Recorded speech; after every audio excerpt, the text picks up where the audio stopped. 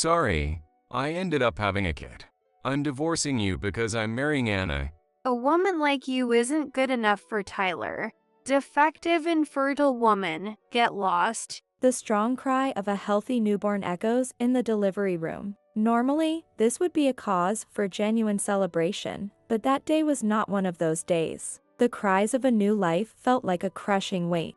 I couldn't believe I'd been betrayed. Tyler and Anna laughed at me.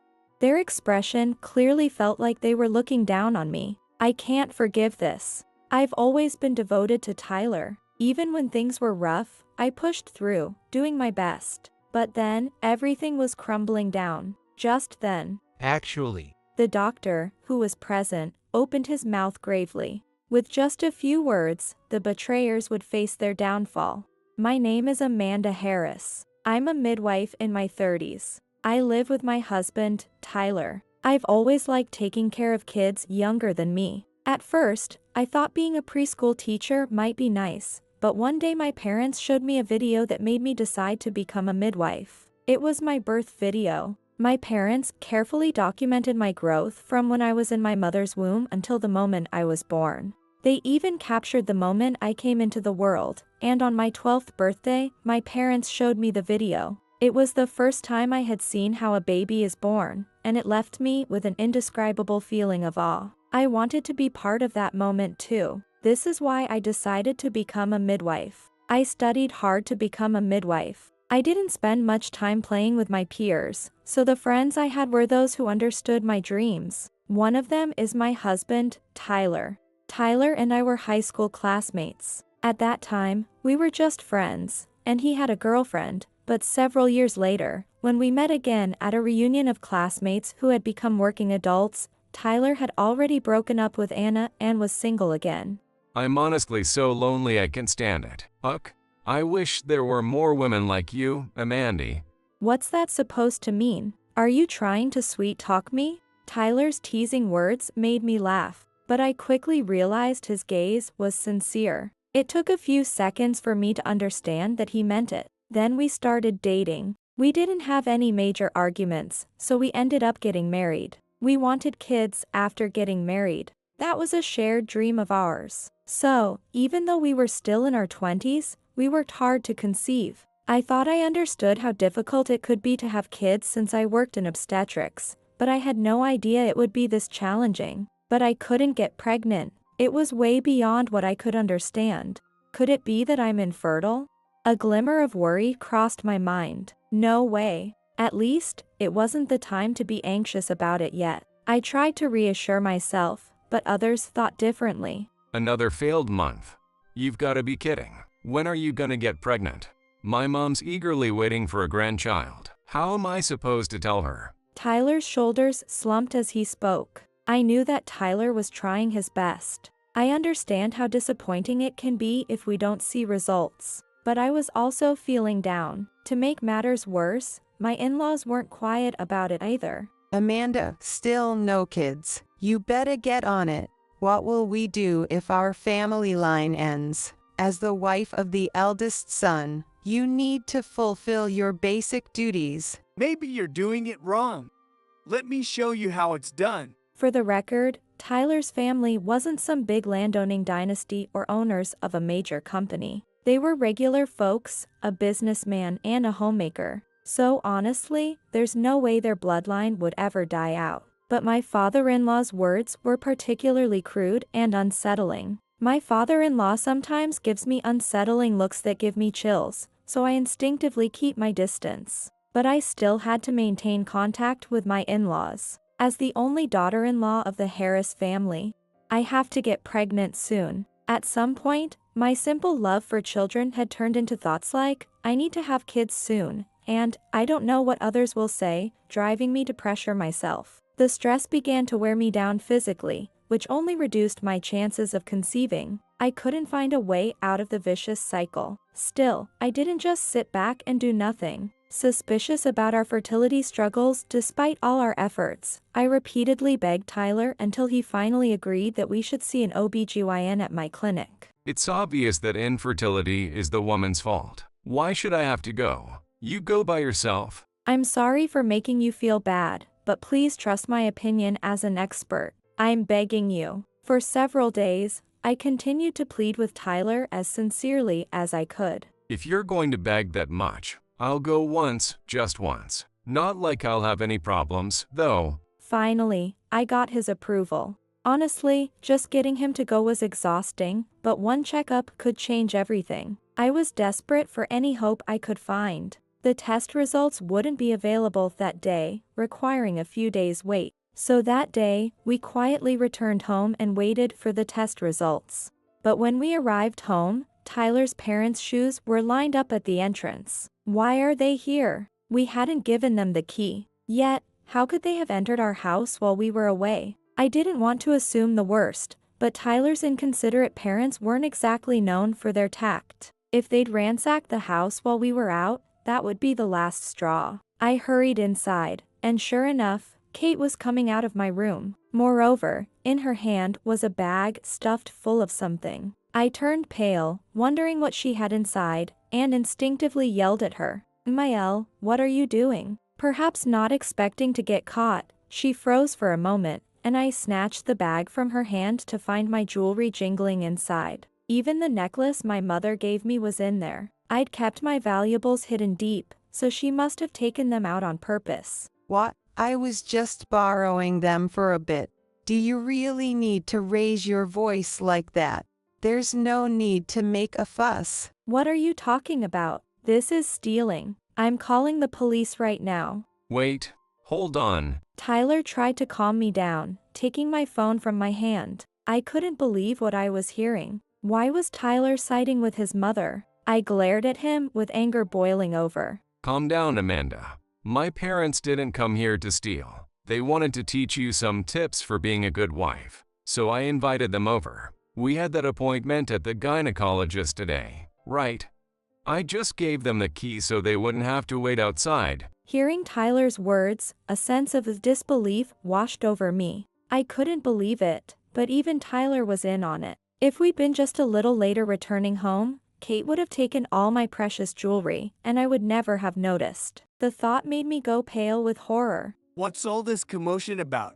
I was sleeping soundly, and now I'm wide awake. Hearing our racket, my father-in-law emerged from the back room. That's the room we use as the master bedroom. Later, I found out that they had used it in the worst way possible. The pillowcase I had bought for a high price and had been using was soaked with my father-in-law's drool. My in-laws and Tyler glared at me with expressions that seemed to imply that I was at fault. Why was I the only one getting scolded like this? Weren't my in-laws who barged into our house without permission and Tyler, who let them did so, the real culprits here? I was furious, but since it would be troublesome if they kept acting out, I reluctantly decided to entertain them. Then, as Tyler had said, they started nitpicking everything, trying to teach me how to become a good wife. Amanda, we're out of tea. You're supposed to notice that and refill it without being told. How could you not know that? Well, Amanda, this food is so bland it doesn't even feel like a meal. Tyler works hard outside, so you need to serve him something hearty.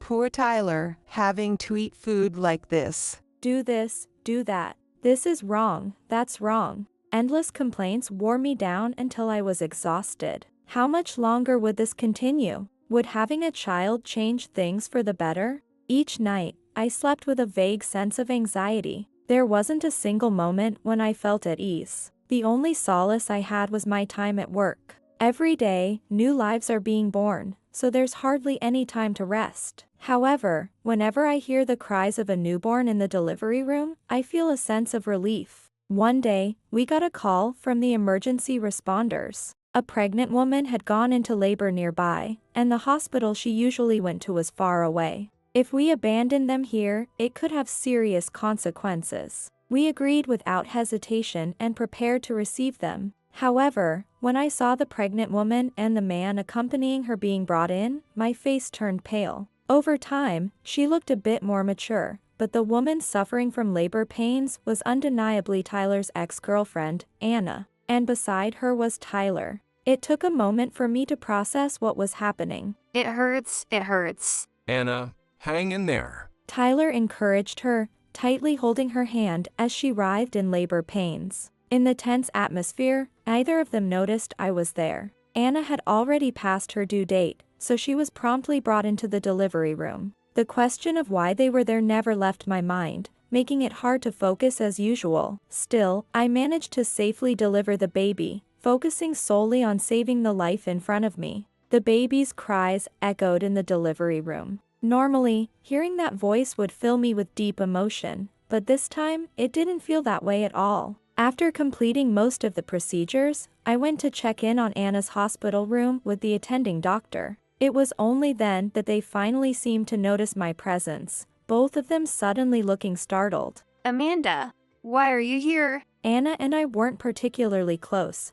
but since we went to the same high school, we had some connection. That's probably why Anna recognized me right away. At first, Anna and Tyler looked surprised, but when I didn't say anything, they began to smirk as if they had something on their minds. Sorry, we had a kid.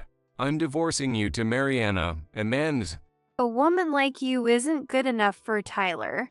Infertile defect. Get lost. I couldn't respond to their words, but it wasn't because I was depressed. It was because I was disgusted by how low they had fallen as human beings. I had tried my best to make things work with Tyler. My relationship with my in-laws was terrible, but I tried my best to overcome it. Despite all my efforts, it ended up like this. This can't be allowed. Tyler and Anna laughed loudly at me. Their laughter echoed in the not-so-large hospital room. Other patients in the room looked at them with puzzled expressions. Excuse me. In the midst of this, the doctor in charge spoke up. Actually, we have the test results. Now that he mentioned it, I had received news earlier that the results of my infertility test had come back. I had planned to hear the results later, but then Anna's delivery happened, so I hadn't had the chance. And by some twist of fate, the doctor in charge of Anna was the same one who handled our infertility test. He was a junior colleague of mine, and we often had meals together. The doctor spoke solemnly.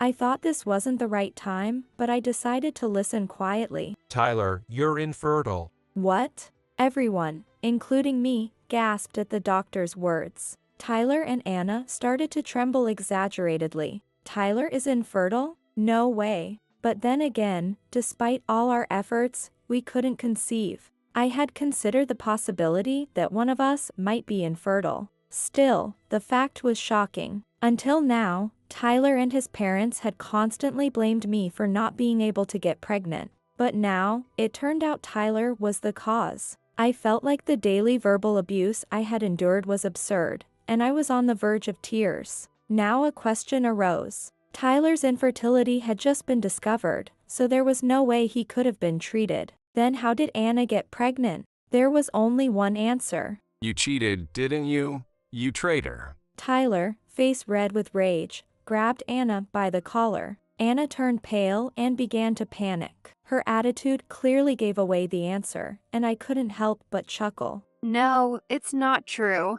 I didn't do that. Oh, it's Amanda who's plotting.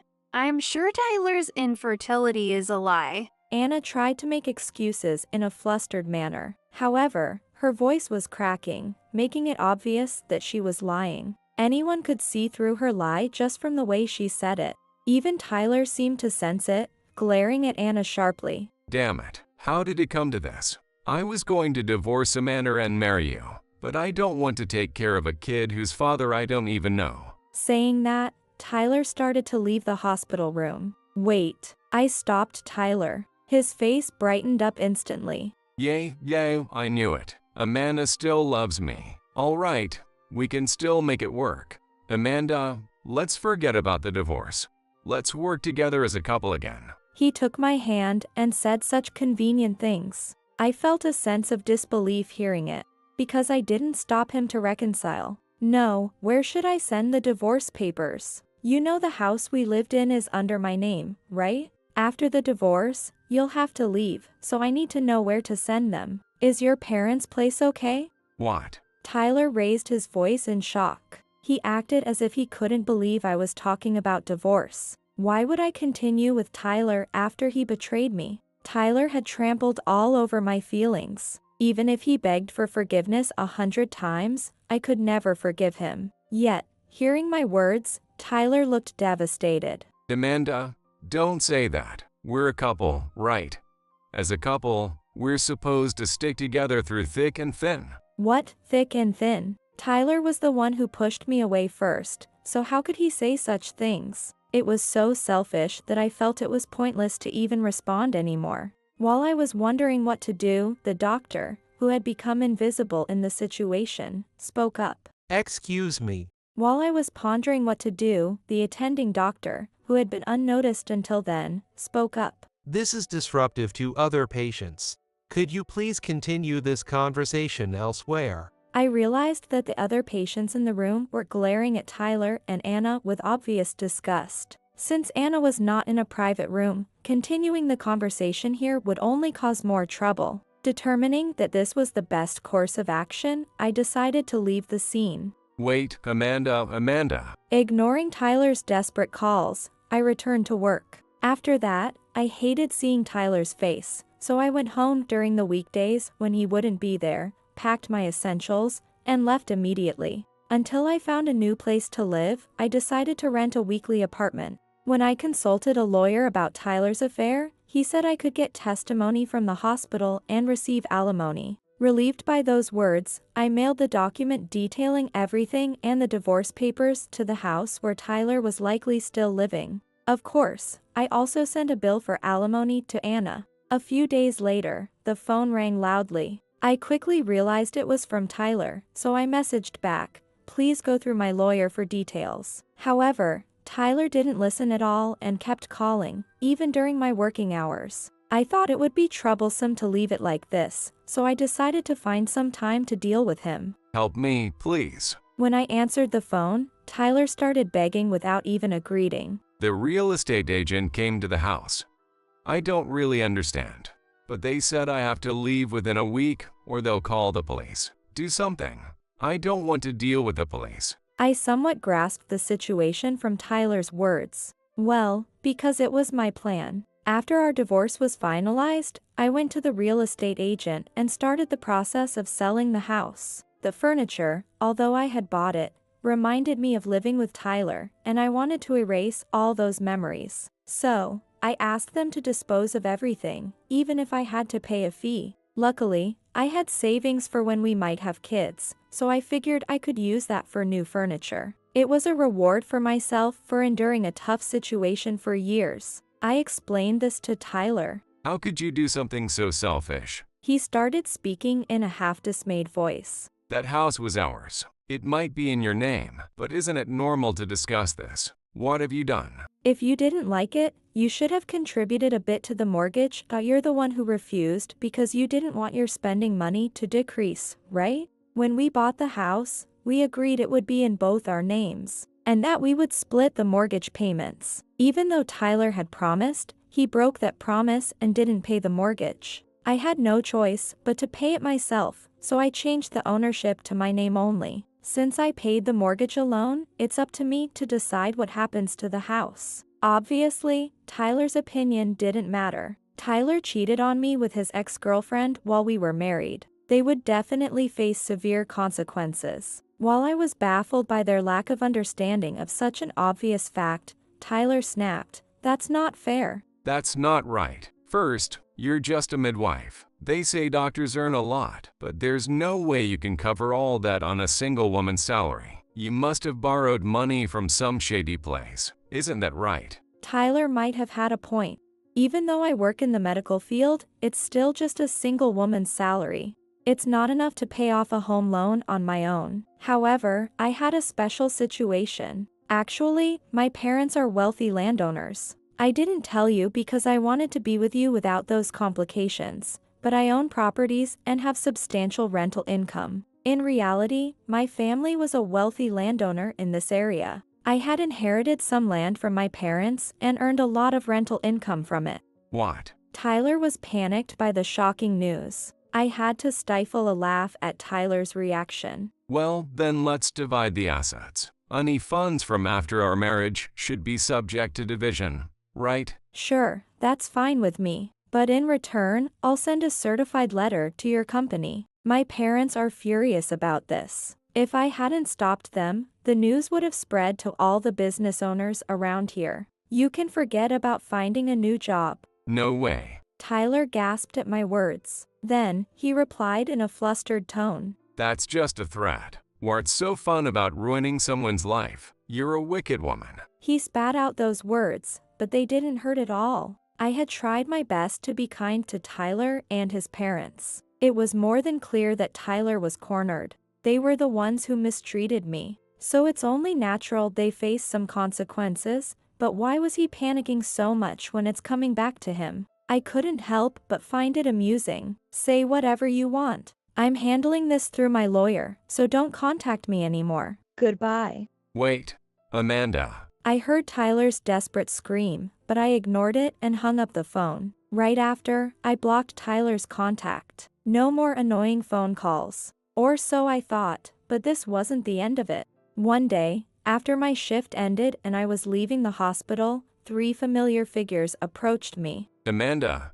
please, help us. Please, don't abandon us. We're sorry for everything. Just please. It was Tyler and his parents. The 3 of them, who were nothing but a nuisance, came together, and I couldn't help but sigh. How much trouble do these people need to cause to be satisfied? There's nothing to talk about. I told you to go through my lawyer from now on. If you need anything, contact my lawyer. Don't be so cold. We need you, Amanda. Mom and Dad are lonely without you. Please, come back. Even though they said that, I had no intention of returning. I don't want to have anything to do with these people anymore. They kept pleading, but I ignored them all. As I tried to leave, Tyler's mom grabbed my arm. Ow. Let go of me. Please don't abandon us. We were planning to live with Tyler. We prepared everything and even sold our house. But now we have nowhere to live because the house was sold. This time, it was my turn to be surprised by her words. Apparently, they had been planning to move in without my consent. I've never heard such a thing before. Isn't it incredibly rude to proceed with such plans without even considering my opinion when I was the one who paid the mortgage? Because we have no place to stay, we have to spend our days in the park. I'm begging you, show some mercy to an old man. With that, her husband pleaded with me desperately. Passers-by gave us disapproving looks. Some people were even saying things like, "Should we call the police?" It was humiliating. I had to go through this in public. I was completely dumbfounded by their outrageous behavior.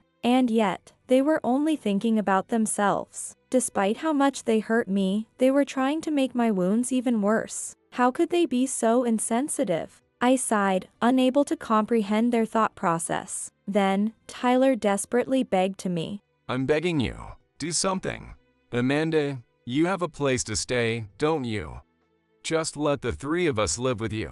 It's true that after everything, I had found a place to live and moved. Of course, I hadn't told Tyler and the others where it was. That's why they came to this hospital, knowing I'd be here. Besides, I lost my job. There's no way we can live like this.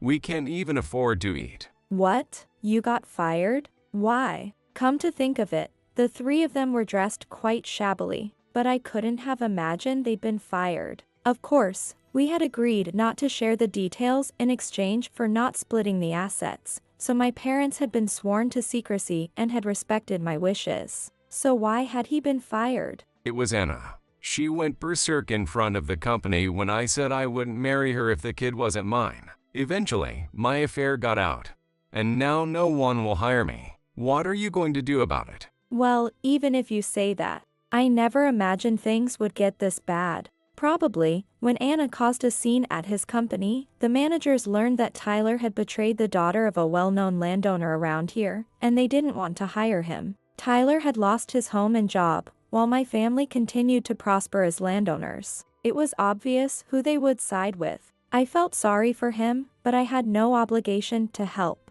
I shook off her arm and started to leave. Wait. Tyler called out desperately. Please, don't abandon me. There's no one but Amanda for me now. I can only rely on you.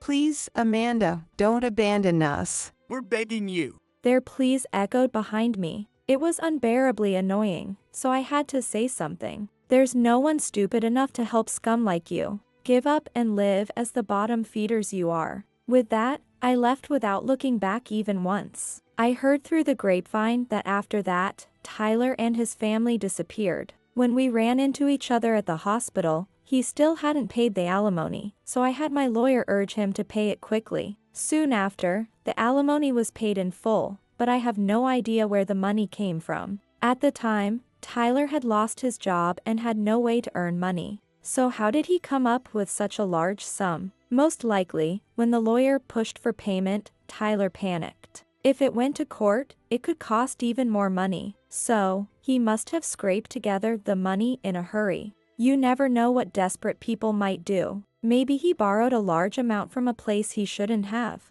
They might have paid the alimony, but they had no means to repay the loan. Those kinds of lenders are notorious for their ruthless collection methods. Once it became clear they couldn't repay, Tyler and his family were probably sent off to harsh labor. His elderly parents, despite their age, might still be working hard somewhere. I don't intend to pity them, but I do feel a bit sorry for them. As for Anna, her attempt to pass off the child as Tyler's failed, and on top of that, when her parents found out she was being charged alimony by me, she was disowned. The child was taken in by their parents and is being properly raised. When I heard the innocent child wouldn't suffer, I felt relieved. Unable to rely on her parents and still needing to pay the settlement, Anna reportedly took on night shifts. But the work was harsher than she expected, and she quickly gave up. However, with no place to go or anyone to rely on, she couldn't quit even if she wanted to.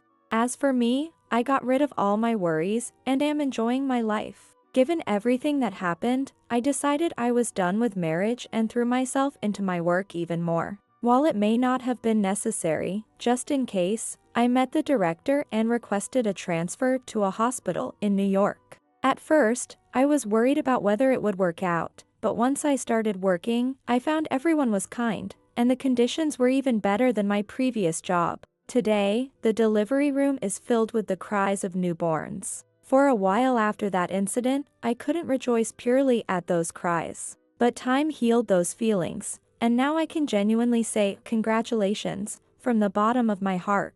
I can't guarantee that I'll walk through life without any more worries. There might be tougher times ahead than ever before. Even so, I want to stand strong on my own feet and be the person who celebrates the birth of life first and foremost. No matter what hardships await, I'll overcome them. I vowed this to myself.